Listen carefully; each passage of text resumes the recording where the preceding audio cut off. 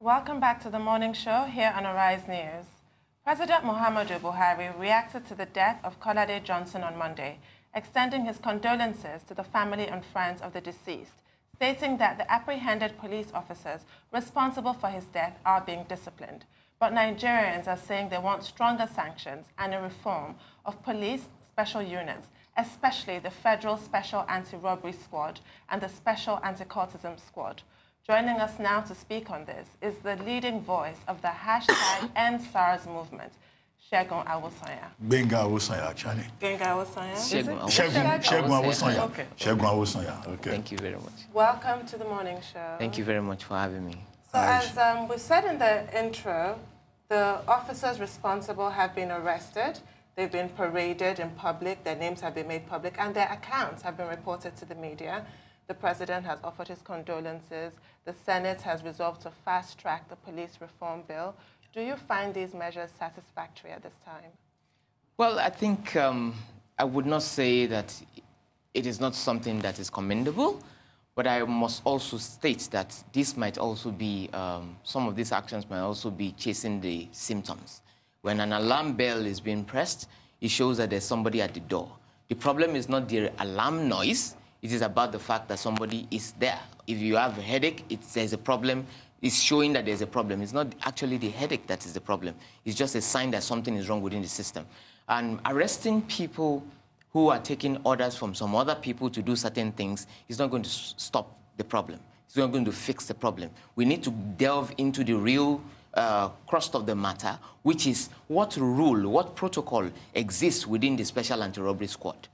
You remember, we're here some months back, talking about the SARS. And when we're talking about the SARS and the SARS advocacies and the campaigns and the rest, we're not just limiting it to SARS. We're talking about all the elite squads that we have out there that were designed for specific purposes, but now are, imbibe the culture of impunity, where they've forgotten the essence of their creation, and they are now using the office to incriminate, to abduct, to rob Nigerians at gunpoint. So the most important thing for us as an organization is to follow up with the new Police Act bill, which we influenced and which we have been following up before now.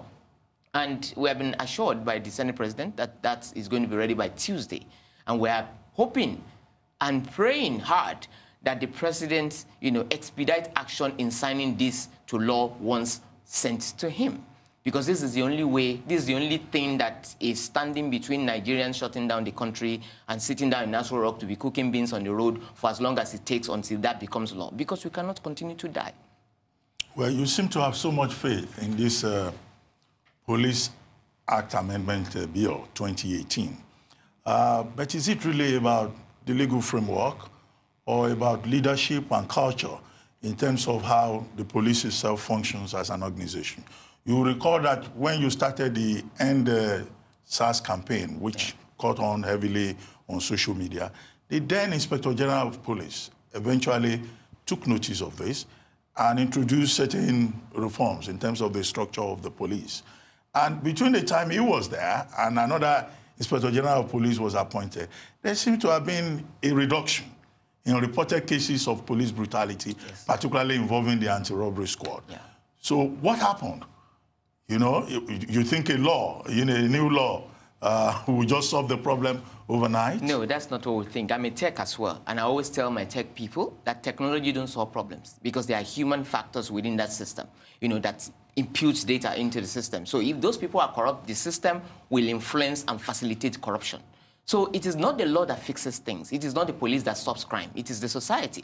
And what the law does, it acts as a vehicle, as a tool with which citizens are empowered to hold the authorities to account. Now, what happened between that period of our advocacy was that the police hierarchy sat down with us in a meeting long before the pronouncement from the president, that acting president at that time, to overhaul. We had a meeting. We had an agreement. We sat down at tables and we evaluated the whole process. We walked through the whole process, making them see what we're talking about. And they agreed with us, with all the things. And then we worked together on a policy. It's like a stopgap policy, as it were, a protocol that will make SARS and all the elite squad act based on the reason, the purpose for which they were created, which means restricting them to armed robberies, kidnapping cases, and cultism cases based on distress calls. Not to be used, they are not to be used for any other abusive means of collecting rents, following boyfriends or girlfriends matters, or all those things, or harassing people on the street. You see, these people are not like normal policemen. Normal policemen were trained to do normal, engagement in society, but these other people are trained like the military. When you put men of war on a street, on a peaceful street, they are going to create war. After a while, they feel so idle, they want to do something, they want to exert their authority, and before you know it, abuse is imminent, and that's exactly what is happening. So the protocol we put in place worked because there was a monitoring system. Because the police was not working with them by themselves alone, there was an external monitoring system for reportage, for intervention, and then there was this synergy between the police system and then the people outside. And then we're building back the bridge of trust between the police and society. So society was actually doing the policing at that time, and then the authorities were collaborating with them to get things done. So as at that period, everybody was happy. People can move around with their phones. People can do whatever they like, and they commended the police for that. But because we are yet to finalize the Police Act bill, there was no legislation that cements whatever it is that we have done. The moment they changed the IG, the new IG came with his own idea, his own agenda, his own policy, and I don't know what happened in between the handover note of IGP Idris and the new IGP. So he just came and overhauled all the protocols that was put in place, not necessarily SARS, not necessarily any of these things. He returned them to under the commissioners of police of each state, and then the impunity started all over again. We wondered about what is going to happen, and it is already happening. On Sunday, the 29th of May, an Okada man was killed over 200 naira. You know, then also with Johnson's case. So how many people will have to die before we understand the implication of this? Has your organization made any effort to engage the new Inspector General of Police? Because I know one of the recommendations in the Police Amendment, Police Act Amendment Bill is to ensure the security of tenure for Inspector Generals of Police and to spell out the functions of that office specifically, which is a major omission in the extant law. Yes, sir. Yeah, but once this new Inspector General of Police got there and he abandoned the protocols you refer to, did you as a civil society organization make any effort to engage him? Of course we did. In fact, they engaged us. The first PRO reached out to us. Immediately we gave our take on the action that they took. They did not engage us initially because we expect that all the stakeholders will have been called into a meeting for such orders should have been given. You need to evaluate what you met on ground and know how to engage before you just come out with an order. We're not in a military interregnum. We're in a democracy, so we need to dialogue. But of course, that wasn't done. We agreed that that must have been a blunder or an omission. So after that, we started talking about what we had on ground, what will happen with this that is on ground and all. So we started discussing, we started having, but election came. And with the election, we are concerned about the election as well because over the years, police have been playing a vital role in election rigging and what have you. So we started discussing about the election, looking at how the election is going to be free and fair without police being in the news to complicate matters. So at least by the grace of God, that went well. At least we have very reduced engagement of reduced intervention or later infraction of police during the election and all. So after the election, we've been trying to find time to sit down because this is not just something, it's not a switch. We need to actually sit down and engage like we did before with IGP Idris. And that time has not come because they are still dealing with election matters or the other. But we've been engaging with the office of the first PRO. And there's no case that we intervene on that, that we have not, rubbed minds on, even including the case of the recent killings and the rest. But we can actually do more. Mm. Well, the Commissioner of Police in Lagos State, CP Moazu, visited the bereaved family. I know that immediately after the incident, you also tried to reach the family. You sent out some tweets about people who can connect you to the family. Tell us, have you been able to get in touch with them? Yeah. What did they tell you? I mean, the Commissioner promised them justice, but are they confident that the police will get justice against its own men? You see, the problem with dealing with police matters in Nigeria, if you can fix police problem in Nigeria, we can fix half of Nigerian problem is done. Police cannot be a judge in their own case under normal circumstances.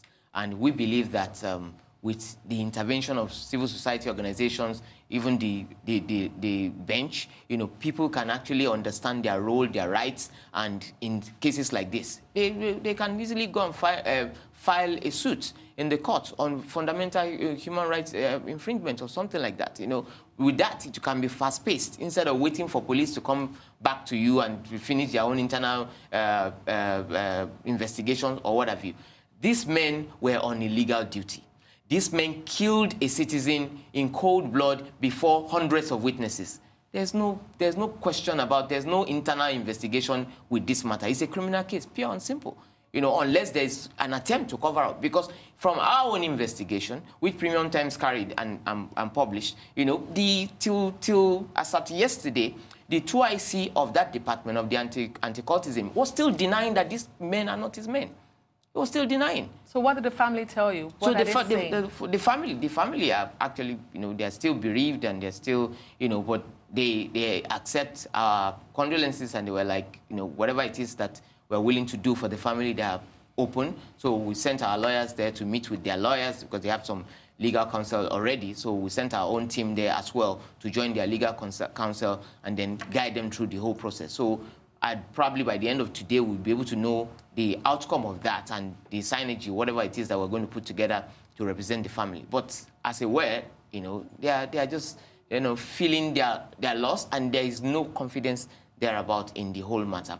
If you follow the narrative, you see that there's no, somebody has lost a son, and the first thing in their mind is, look, we know what we faced when we went to the hospital. We don't want this to continue. We don't want any other parents to face what we're facing. And I think that's commendable from the family saying such, because they've lost somebody, and instead of course, they know there's nothing we can do that will bring back their child, but they are saying that they want this to be the end, of this impunity, so that their son doesn't die in vain. What are the odds of that? Because as a result of your activism, the Vice President initiated a few measures, and one of them was a panel set up by the Nigerian National Human Rights Commission. What was the outcome of that panel? What are the odds that we can actually end the scourge of police brutality in Nigeria? I think it rests on the citizenry. Nigerians we have very short attention span. When something is in the front burner, that's when we discuss it. Afterwards, everybody goes back to rest and to talk about something else. But that's why we have organizations who are not sleeping. We have organizations who have taken responsibility of this to ensure that they see to a logical conclusion. And also we are carrying along the people to let them know what we are doing in a transparent manner, to know where we are, on the map, to know on the path, to know what they can do or what they need to do at certain times, so that we can hold these people to account, follow up on these cases, follow up on the laws that need to be put in place, and to ensure that Nigerians have succor in this, because it could have been anybody. But so the responsibility lies on the citizenry to ensure that they don't stop talking about this, to ensure that the political will needed to get the right things done is put in place. Well, I mean, we've always heard of the Special Anti-Robbery Squad, the SARS. But in this case, we're dealing with SACS, yes, the Special Anti-Cultism Squad. And I looked at it in terms of the image that is projected. Somebody who is not a Nigerian is likely to wonder, why an anti-cultism squad? When was that created, and why is an anti-cultism squad so important? That if you have dreadlocks, you are just considered a cultist. If you are watching a football in any roadside bar, even if it is Liverpool and Tottenham, it is assumed that there must be cultists among the young people there. How did all of this come about? And do we really need a special anti-cultism squad in this country? That is why we're saying that we should end all these anomalies and all these units that are anachronistic policies and programs and projects. And, if you go to Delta State, the people there are setting up their own. There's an SOS, for example, now that harasses people and intimidates people on the street and extorts them for money. Huge sums of money for that matter. Youth are not safe anywhere. So it's like a state-sponsored, war against our youth. war against the future of Nigerians, of Nigeria. So we don't need all these things. We actually need an intelligence-driven police system. If you're going to have, you don't see SWAT running about with Molue and looking for who to harass. They don't do that in sane crimes. And we have been saying that, look, after the engagement we had and after the advocacy that we ran before now, the SARS have actually reorganized themselves. If a SARS officer commits an offense now, in 5 minutes you will know who that person is and that person will be arrested immediately. Why? Because of leadership. The leadership within the SARS structure is so professional that they have learnt a huge lesson, from what happened in the past. But I can't say the same for this special anti-kidnapping squad or special anti-cultism squad. And again, why do we need to have different leadership for all these squads? Why should we have different protocols running for all these squads? Why do we even need all these squads in the first instance? And that's the question we kept on asking, and we have not had answers. Because these things are not legal. They are not enshrined in any law. They are just there. They are ad hoc units that were created to solve a problem at a particular time. And this is 2019, 21st century. We should not continue to have these kind of things roaming our streets and killing our youth. Well, for the first time in a long time, the SARS was not the culprit here. It was SARS, like we've said. But Nigerians are just they're just tired of all the special anti-squads. You refer to them as the fashion police. Yeah. And what we have seen or noticed is that there's a profiling of Nigerian youths, the way they look and the way they dress, and all of that.